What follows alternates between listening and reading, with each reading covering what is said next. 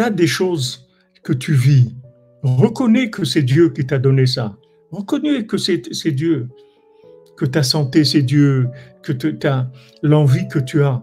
Par exemple, qu'on est là maintenant, qu'on a envie d'étudier, qu'on est présent. Mais ça vient de Dieu. C'est pas nous. C'est Dieu qui nous donne ça. Dieu lui donne envie de faire ça. Dieu nous donne la chorma pour faire ça.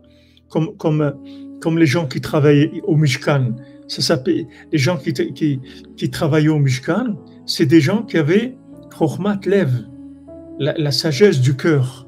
Pas la connaissance de l'esprit, la sagesse du cœur. Ils voulaient que le Mishkan existe. Ils étaient dévoués à cette cause-là. Ils voulaient qu'il y ait le Mishkan.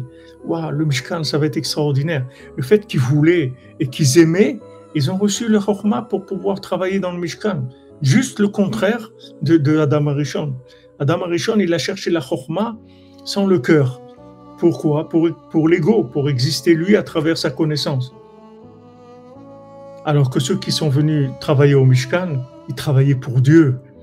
Ils voulaient voir Dieu dans sa maison. Waouh, Dieu, on veut te voir dans ta maison. On veut construire ta maison pour te voir dans ta maison. Ça serait extraordinaire. Donc, ils ont mis leur cœur et ils ont reçu la Chokhmah.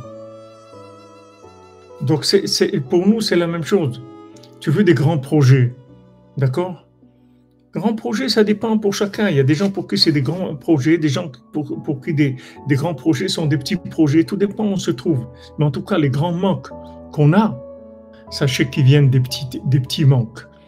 Il faut résoudre les petites choses qu'il faut connecter. Il faut s'habituer à connecter les choses et demander à Hachem et prier pour chaque rendez-vous, pour chaque voyage, pour chaque situation. S'habituer tout le temps à mettre Dieu dans notre vie, tout le temps.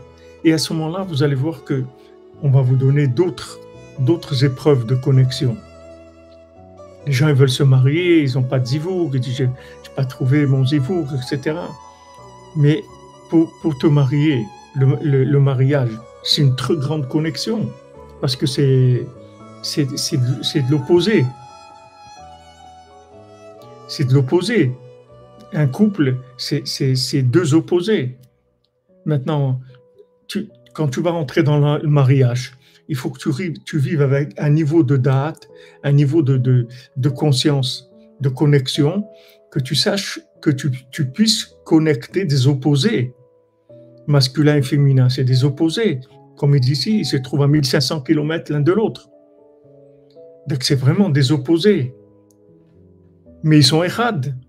Il faut savoir, on te dit voilà, tu vois le masculin, le féminin, tu vois que c'est complètement opposé. Oui, il faut les rapprocher.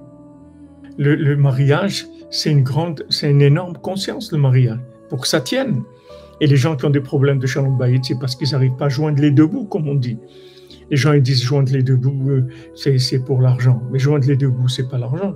Joindre les deux bouts, c'est joindre les deux extrêmes, du masculin et du féminin. Arriver à s'entendre, exactement, qu'il y ait du shalom bayit, qu'il y ait de la connexion entre les gens. C'est à ça qu'il faut arriver. Donc maintenant, vous avez déjà des épreuves, des choses que vous pouvez connecter. Allez-y, connectez-les. Pourquoi vous attendez vous voulez des grandes choses? Il vous manque des grandes choses. Mais attendez, faites déjà les petites classes. Faites de la formation dans ce que vous avez déjà. Habituez-vous à dire merci ce que vous avez, dans ce que vous avez. Connectez ce que vous avez.